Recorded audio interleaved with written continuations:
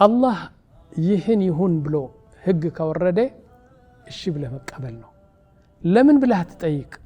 ይህ ነው ምክንያቱ። አው ተስቁጥ ውላየቱ የሱ ወልይ መሆን ይወድቃል። ያ ጀማዓ ተመልከቱ፣ እዚህ ይህችን ቅሳ በጣም ነው የምትገርመኝ። ሳብት እብን ቀይስ እብን ሸማስ ሰሓቢ ነው። በውርሻ 100 ሺህ ከወሰደ ወንዱ ሴትዋ 50 ሺህ ነው የምትወስደው፣ ግማሽ ነው የምትወስደው አለ። من الذي قال هذا؟ ጠላሹ በምንድን ነው? ዲኑ ጥሩ አይደለም? ኧረ ዲኑ ጥሩ ነው፣ ገንዘብ ይሰጠኛል፣ በሁሉ ነገር በጠባዩ በሁሉ ወደዋለሁ፣ ላኪን እኔ ፍች ነው የምፈልገው።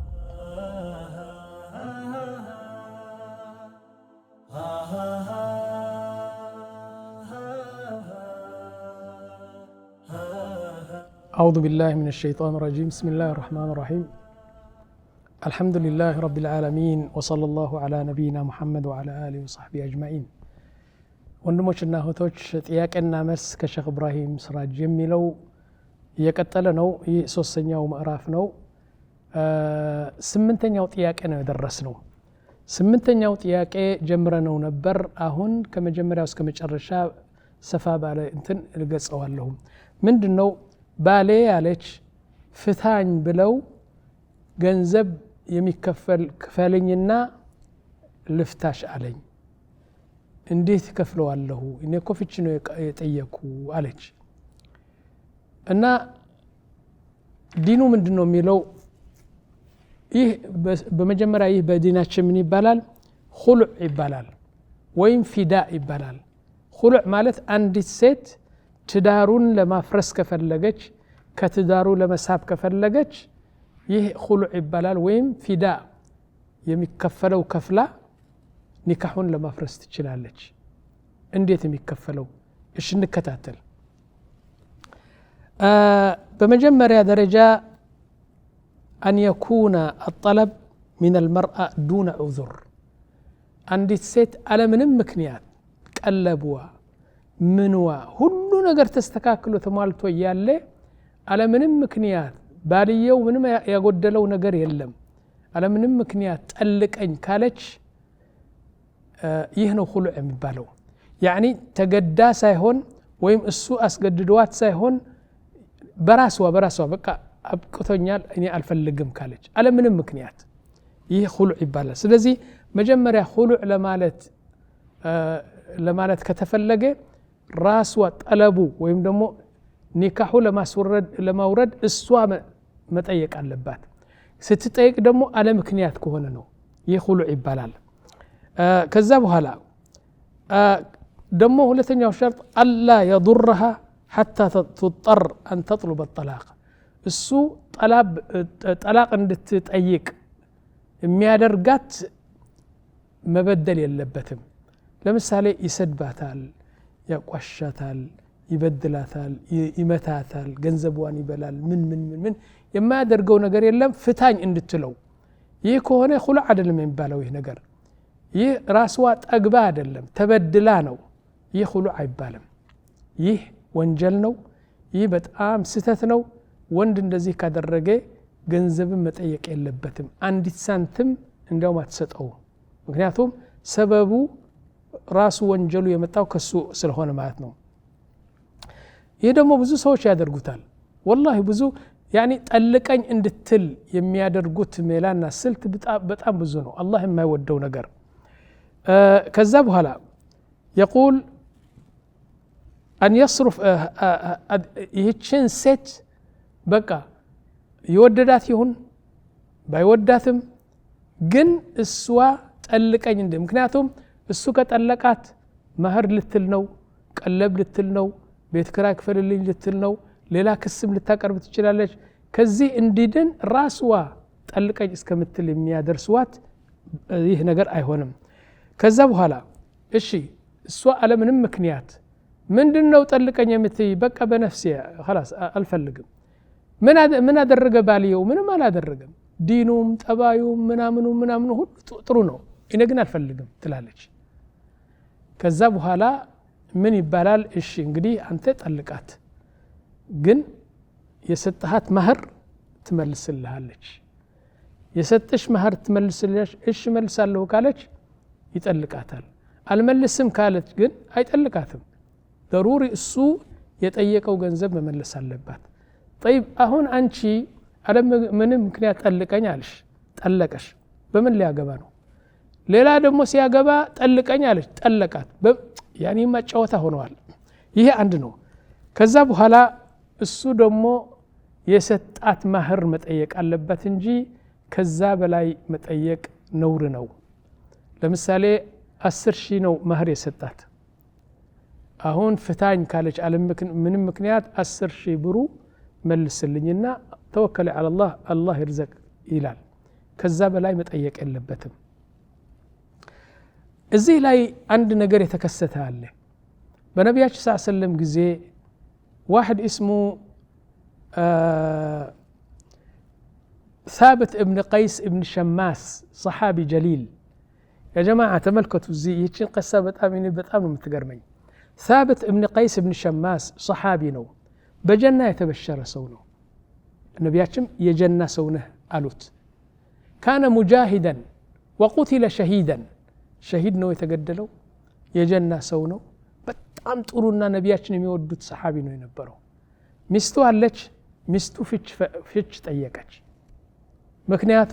ምንም ነቢያችን እንደ አስተራቂ ገቡና ምን ነካሽ እኔ ምንም ነገር የለም ጠላሹ በምንድነው ዲኑ ጥሩ አይደለም አረ ዲኑ ጥሩ ነው ገንዘብ ይሰጠኛል በሁሉ ነገር በጠባዩ በሁሉ ወደዋለሁ ላኪን እኔ ፍች ነው የምፈልገው ነቢያችን ሲጠይቁዋት መጨረሻ ማለት ያ ረሱላህ إني لا أحب الكفر كفر ማለት እዚህ ከእስልምና መውጣት አይደለም يعني ባልህን ማሰቃየት ኩፍር ነው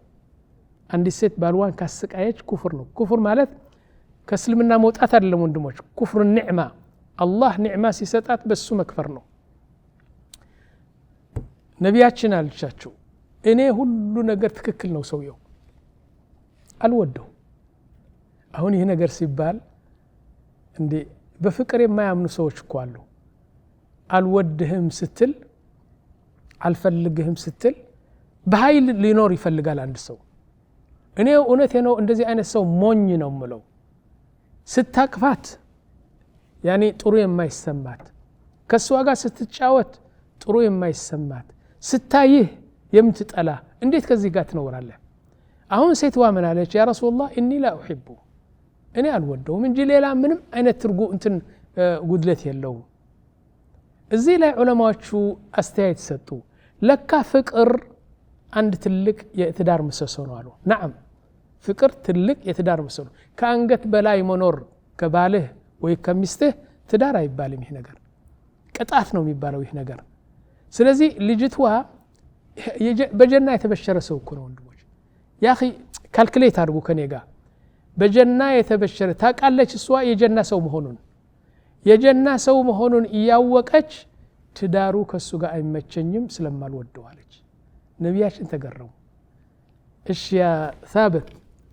ጠልቃት እስቲ ማህሩት መልስልሃለች አሉ ምንድነው የሰጠች ማህር አንድ ጋርደን ነበር ሐዲቃ እሱ ነው የሰጣት ጋርድኑ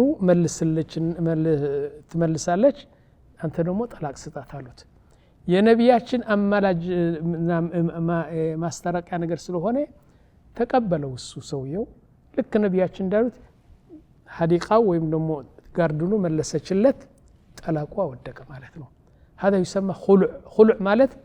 يعني طلاقون انت مسوطه والخلع هو تخليص الزوجه راسوا نصا موطات خلع يبالالالو والاصل في الخلع يقول سبحانه وتعالى ولا يحل لكم أن تأخذوا مما آتيتموهن شيئا إلا أن يخاف أن يقيم حدود الله فإن خفتم ألا يقيم حدود الله فلا جناح عليهما فيما افتدت به كفلا طلاقون لمساب تشلالች ሴትዋ يعني አለመቻቸትና አለመጣጣም ከተገኘ እንደዚህ ለማድረግ ትችላለች ይላል نعم ከዛ በኋላ ምንም ነገር ምክንያት ለሷ ምክንያት ከሆነ ምክንያት ነው አልወደውም ካለች ያ خلاص ሽማግሌ ገብተው እንዴት ነው ማትወጁ እንዴት ጨረቃ የሚመስል ሰው እንዴ ሀብታም ሰው እንዴ ውበት ያለው ሰው አትበሉ ያ ሽማግሌዎች እንደዚህ አትበሉ አትወደውም خلاص አለቀ እና ከዛ በኋላ ومن الأسباب التي تطلب المرأة الخلع كراهية المرأة لزوجها دون أن يكون ذلك نتيجة سوء الخلق طبايو ጥሩ ያለ ገንዘቡ ጥሩ ያለ على ምንም ምክንያት እጠላዋለሁ ካለች አትገደድም على طول خلع ይደረጋልና ገንዘብ ከፍላ ትወስዳለች ማለት ነው طيب እዚህ ላይ ወንድሞች خلع ሲባል መጀመሪያ خلع ከተደረገ يعني ገንዘብ ከፍላ ከተጠለቀች ሊመልሳት አይችልም خلاص إلا መጀመሪያ ደረጃ ከባትዋ ጠይቆ አዲስ عقد አድርጎ እሷ ከፈለገች እንጂ እንደ ጠላቅ ለምሳሌ አንድ ሰው ዛሬ ከጠለቀ ከአንድ ቀን በኋላ ረጅዕ ብያለሁ ብሎ ሊመልሳት ይችላል خلع ከተደረገ ግን ሊመልሳት አይችልም إلا ከአባትዋ ጠይቆ አዲስ عقد አድርጎ አዲስ ማህር ከፍሎ የሷን መቀበል ተረጋግጦ ነው እንትን የሚለው ስለዚህ ወንድሞች በሚስቶቻችን አታስገድዱ ጠልቀኝ እንድትል እስከትል ድረስ እንትን አታርግ ይህ በጣም መጥፎ ነገር ነው እሺ ዘጠነኛው ጥያቄ ምን ይላል ዘካት الحلي የሴት ሽልማት ወርቅ የሴት ሽልማት ወርቅ ዘካት አለው ወይስ ግዴታ አይደለም ብሎ ይጠይቃል طيب ምንድነው ያሉ جمهور العلماء يعني أبو حنيفة الشافعية والمالكية والحنابلة من قالوا كفلجش زكاة ታወጣለች ካልፈለገች አታወጣበታሉ لكن أبو حنيفة الإمام أبو حنيفة እሳቸውን የተከተሉ ዑለማዎቹ ዘካት ማውጣት አለበት ይህ ያሉት ምንድነው ሽልማት ከሆነ ነው የምትሸለመው ከሆነ ለንግድ ብላ ያገዛችው ይህ ሌላ ነው ዘካት አለው طيب كذا بهلا الدليل على ذلك ان ابو حنيفه الامام ابو حنيفه زكاه موطات አለባት ያሉ በምን ምክንያት ነው አሉ አንዲት ሴት ወደ ነብያችን ሰለላሁ ዐለይሂ ወሰለም ልጅቷን ይዛ መጣች በልጅቷ እጅ አንድ ወርቅ አንባር ነበር ከዛ በኋላ ምን አሉ ነብያችን አንቺ ይህን ወርቅ ዘካት ታወጭበታለሽ አልዋት ራላ ወጣም አለች እሷ ከዛ ነብያችን እንግዲህ يوم القيامة يعني የእሳት አንባር እንዲያስለብስሽ አላህ ትወጃለሽ አልዋት አልወድም አወጣችውና አንባሩ ጣል አድርጋ ያ ረሱላህ ለፈለከውን ፈቂር ስጠው ብላ ጥላው ሄደች ማለት ነው በዚህ الامام ابو حنيفه لا بد زكاه እንዲወጣበት ያስፈልጋል አሉ ሌሎች ዑለማ ደግሞ የራሳቸው ምክንያት አላቸው የራሳቸው ደሊል አላቸው ግን እኔም ምለው ምንድነው ከዑለማ ኺላፍ እንድትወጣ ምን አለበት ዘካት ብታወጣለት ዘካት እኮ طهور ነው طهور يعني طهور ነው طهور ጽዳት ነው ዘካት እኮ ምንዳ የአላህን ምንዳ ይከፈልልሃል አይደለም ሁለተኛ ደግሞ ገንዘቡ ይጸዳል ከኺላፍ ትወጣለህ ገንዘቡ ደስ ያለህ ነው የምትጠቀምበት ዘካት ስለወጣበት ይሄ አንድ ነው እንግዲህ ሽልማት ከሆነ ከፈለገች ታወጣለች ካልፈለገች አታወጣለትም ይህ አንድ የዑለማ ንግግር ነው ሁለተኛው ደግሞ ማውጣት አለባት የሚሉ ናቸው طيب አንድ ነገር ይከሰታል አንዷ ጠግም ታቃላችሁ የዚህ አንገት የእጅ የምን ምን ተቅላላ እንትኑ ትገዛለች ለሽልማት ብላ ትገዛለች 10 አመት 15 አመት አለበሰችው እዚህ ላይ ዑለማ ሙናሉ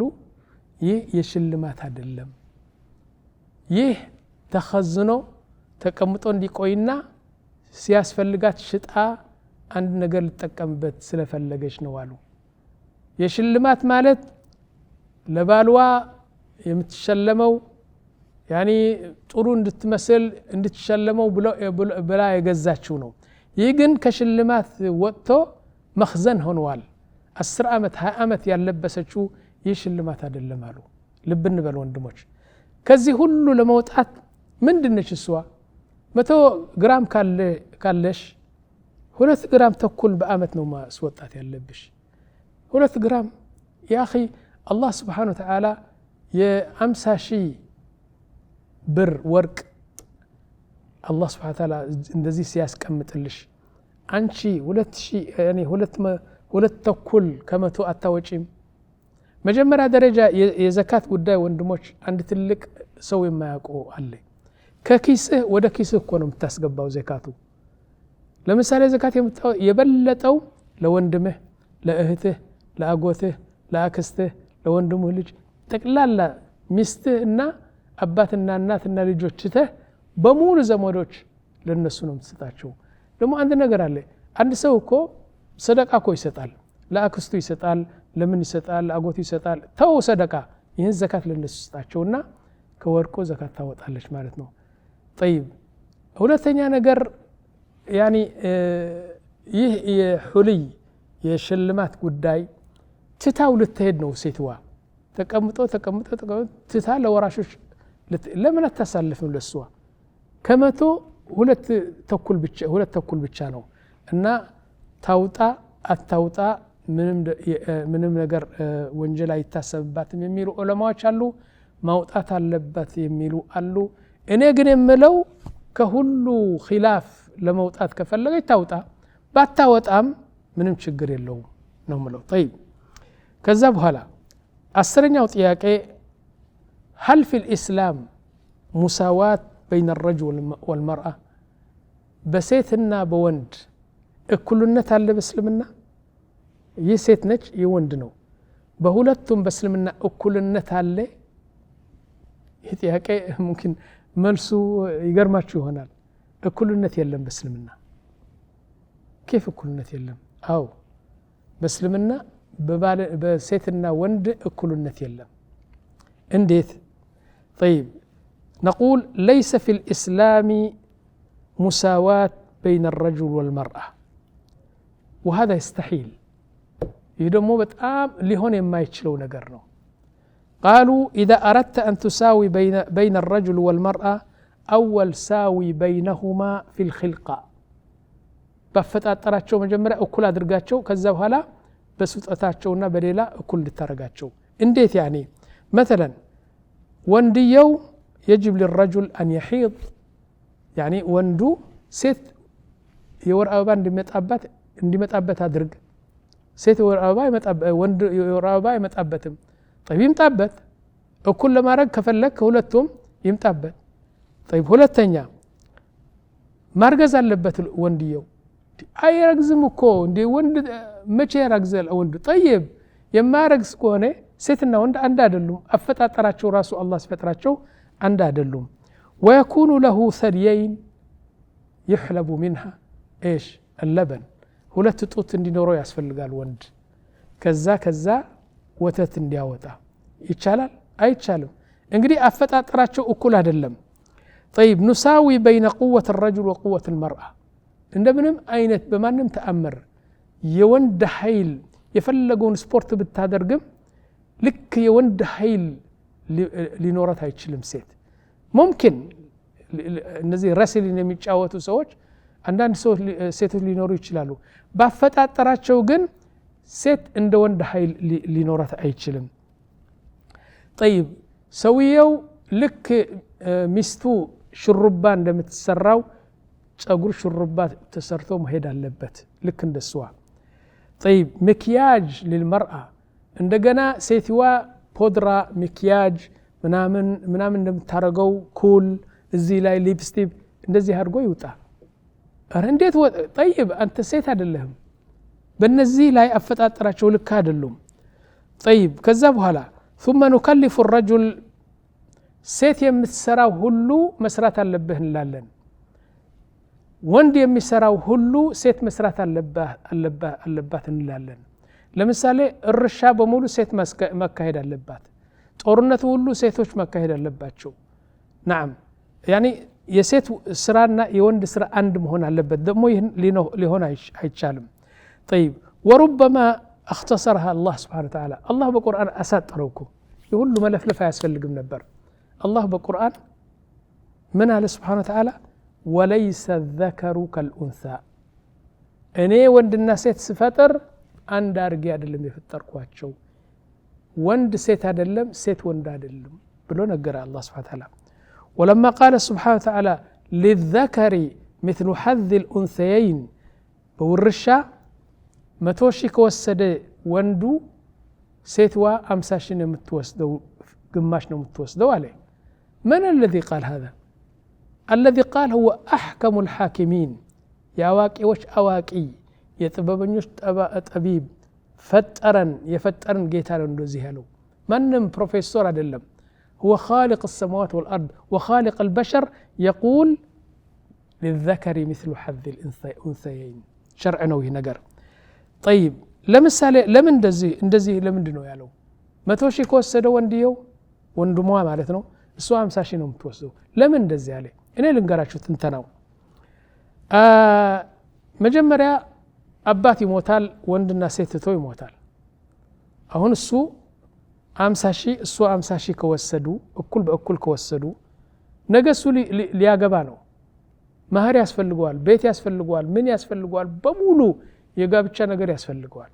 እሷ ግን ሌላ ወንድ መጥቶ ካገባት ሳንቲም የምትከፍለው የለም ማህሩዋ ከሱ ነው ቤቱ ከሱ ነው ቀለቧ ከሱ ነው ሁሉ ነገር 50 ሺውን ብር ይዛ ባንክ ላይ ክትት አድርጋ በባሊያው ስር ነው የምትቀመጠው እሱ ግን ብዙ እንትን አለው ይሄ አንድ ነው طيب ልጆች ሊመጡ ናቸው እሷም ልትወልድ ነው እሱም ሊወልድ ነው እሱ የልጆቹ ኃላፊነት አለው ቀለቡም ትምህርት ቤቱም ሐፋዛው ምናምኑ እሷ ግን ባልዋ ነው በሙሉ ኃላፊነት የሚሸከመው طيب الزوجة لو ورثت من أبيها ووضعته في البنك تكاليف معيشتها من زوجها يوسدتشو ورث إن شاء الله مليون بر وسدا بنك لا كتتتشو منهم لا يقود لي يشلال معناته متكفلو ነገር የለም ከዛ ኋላ اذا كان والديه في الكبر ለምሳሌ ሰውየው ግማሽ እንትኑ አባቱና እናቱ ካሉ ለምሳሌ ኃላፊነቱ የሚሸከመው እሱ ነው እሱ አይደለችም የአባት የእናት ኃላፊነት እሱ ነው የሚሸከመው ገንዘብ ያስፈልገዋል ሰውየው ለምሳሌ አባትና እናት ልጅ ሴት ልጆች 5 ሴት ልጆች ተው ሞቴ አባታቸው እሺ ኃላፊነቱ ማን ነው የሚሸከመው የሴቶቹ ጉዳይ ወንድምየው ነው ልጁ ነው ወንድምየው የሴቶቹን ኃላፊነት ይቀልባቸዋል እስከሚያገቡ ድረስ አንከባክበው የሚያሳድጋቸው እሱ ነው እንጂ እሱ አይደለችም እሷማ እንደነሱ ሴት ነች طيب ثم تأملوا معي مثلا رجل تزوج بعد زواج نعم عند المثالي 100 ሺህ ብር ትቶ ሞተ ሰውየው 50 እሱ ወሰደ 50 ደግሞ እህቱ ወሰደች لكن أنت يا زوجة هذا الرجل تنظرين نعم إيايش نو أنشي اهتو يسويو 50 ሺህ እንዳንቺ ወሰደ ሲያጠፋው ለዚህ ሲከፍል ለዚህ ሲከፍል አንቺ ቁጭ ብለሽ ነው የምታየው طيب አሁን አሙራችን ይቀበላል ሁለቱም 50 ሺህ እንዲወስዱ حتى عقل بنلو عقل يقبل من ነገር اذن للذكر مثل حظ الانثيين ሴት የወንድ ግማሽ ነው የምትወስደው ማለት ልክ በቦታው ነው ያለው هذا هو الحق ምክንያቱም ሴት እንደ ወንድ አታጠፋም ነው ምንለው طيب ከዛ በኋላ ደሞ እኔ አንድ ነገር ልንገራችሁ አላህ ይህን ይሁን ብሎ ህግ ካወረደ እሺ ብለህ መቀበል ነው ለምን ብለህ አትጠይቅ አንተ እኮ ጭንቅላትህ እንደ ጤፍ ነው የምትሆነው እሷም ለማሰብ የማትችልባት ጊዜ አለ ስለዚህ ሴት እንደ ወንድ እኩልነት ሊኖር አይችልም لكن هناك عدالة ليس مساواة بل العدل تعدل بين المرأة وبين الرجل بين الولد وبين البنت تعدل كما عدل الله سبحانه وتعالى في كتابه لكن تساوي لا ولتم عندنا ማለት ግን የማይመጣ ጉዳይ ነው ምክንያቱም ባህሪያቸው አፈጣጠራቸው የተለያየ ስለሆነ طيب ከዛ በኋላ 11ኛው ጥያቄ ምን ይላል علمنا هي 11ኛ سؤال رقم 11 علمنا أن المرأة لا تتزوج إلا بولي أمر نعم ይህ አለ ወልይ አምር አታገባም ሴት طيب ولاة الأمور የሚባሉ ወልይ አምር የሚባለው ቅድመ ተከተል እነማን ናቸው ብሎ ይጠይቃል من هو ولي الأمر الأول الذي له حق أول من ነው ከዛ ቀጥሎ ማን ነው ከዛ ቀጥሎ ማን ነው ወይስ ማንም ወልይ አምር ሊሆን ይችላል لا الله سبحانه وتعالى እና ነብያችን ሰለላሁ ዐለይሂ ወሰለም ወልይ የሚሆነው ቅድመ ተከተል አስቀምጠዋል መጀመሪያ ምን አሉ لا ነብያችን لا تتزوج امرأة بدون ولي أمر فإذا تزوجت فإنه زنا فإنه زنا فإنه زنا ሶስት ጊዜ ነው እንደዚህ ያሉ አለ ወልይ አምር ያገባች ሴት ወይም ወልይ አምር ለመሆን የማይችል ሰው ካደረገች የዚና ነው የተወለዱት የዚና ልጆች ይሆናሉ እያወቁ ከተጋቡ ነው እዚህ ላይ ልብ በሉ ይህ ነገር አለ ወልይ አምር ማግባት ክክል መሆኑን ሁለቱም ባልና ሚስት እያወቁ ከተጋቡ ግንኙነቱ ዚና ነው ልጆቹ የዚና ልጆች ናቸው ካላወቁ ሌላ ሁክም አለው ካላወቁ ሌላ ነገር አለው ግን እያወቁ ከሆነ ግን ይህ ዚና ነው አሉ طيب ከዛ በኋላ أما ولاة أموره ግን ቅድመ ተከተል ወልይ አምር ማን እንደሆኑ አሁን ልግለጽላችሁ ወንድሞች መጀመሪያ ለማግባት የፈለገች ሴት መጀመሪያ ወልይ አምር የሚሆነው አባትዋ ነው አባትዋ በመሬት ያለ በዱንያ ያለ ማንም ሰው መብት የለውም ይኮ አንድ ሼክ ነው የዳሩኝ ቁርአን ይሐፈዙ እኮ ናቸው ወረቤታችን እኮ ነበሩ ጥሩ ሰው እኮ የነበሩ የእናቴ ዘመድ እኮ ናቸው እያልክ መጋባት በጣም ክልክል ነው ስለዚህ መጀመሪያ አባት ነው ወይም አባት የወከለው ሰው እሺ طيب ممكن አባት አልድርም ይላል እኔ አልድርም ልጄ ልታገባ አልፈልግም ሰርታ ልታበላኝ ነው የምፈልገው እንጂ ልታገባ አልፈልግም ይላል ይህ ነው ምክንያቱ አው ተስቁጥ ወላየቱ የሱ ወልይ መሆን ይወድቃል ከሱ ቀጥሎ ያለው ሰው ወልይ አምር እናደርጋለን ይገባችኋል ወንድሞች እንደፈለገው አይደለም አባት እኔ አባት ነኝ አለ እኔ ማን ሊድራት ይችላል ላ አንተ ለምሳሌ ሊያገባት የመጣ ሰው ካፍር ነው እሺ እንቢበል ፋሲቅ ነው ፋጅር ነው እንቢበል ሰካራም ነው እንቢበል ወይም ደግሞ ያኒ በጣም ይጎዳታል ለሷ አይሆንም ብለህ ካመንክበት እሺ እንቢበል ላኪን ባለዲን ነው እሺ ሀብታም ነው ባለጠባይ ነው ላኪን ያኒ ያንተን አእምሮ አልተቀበለውም ወይም ሰርታ ልታበላህ ነው የምትፈልገው እዚህ ላይ ያንተን ወልይ መሆን ይወድቃል ከዛ ቀጥሎ ያለው ሰው ወልይ አምር ይሆናል እንለዋለን طيب አንዳንድ ሰዎች ምን ይላሉ አባቴ እኮ አዲስ አበባ ነው ያለው እኔ ሳዑዲ አረቢያ ነው ያለሁ ከዛ በኋላ በቃ እኔ ደብዳቤ ልኬ በቴሌፎን ሳናግረው አይመልስም አኩርፏል طيب ምን አደረገሽ አንዱ ዘመዳችን ነበር እሱ ዳረኝ والله እንደዚህ አይነት ጥያቄ ብዙ ጥያቄ ነው የሚመጣልኝ በዚህ ጠቅላላ ይህ አይነት ትዳር ፍርስ ነው ወንድሞች አባት በህይወት እያለ ናም አይሆንም ስለዚህ ወንድሞች አሁን ምን እንደምታደርጉ እነግራችኋለሁ ግን እንትኑ ሰዓቱ ስለደረሰ አሁን ትንሽ እናሳርፋለን ተመልሰን ጥያቄው ተጠይቆ እንጂ እንግዲህ እንገናኛለን በዚህ ላይ እንቋጨዋለን ኢንሻአላህ ወሰለላሁ ዐላ ነቢይና መሐመድ ወዐላ አሊሂ ወሰሐቢሂ አጅማኢን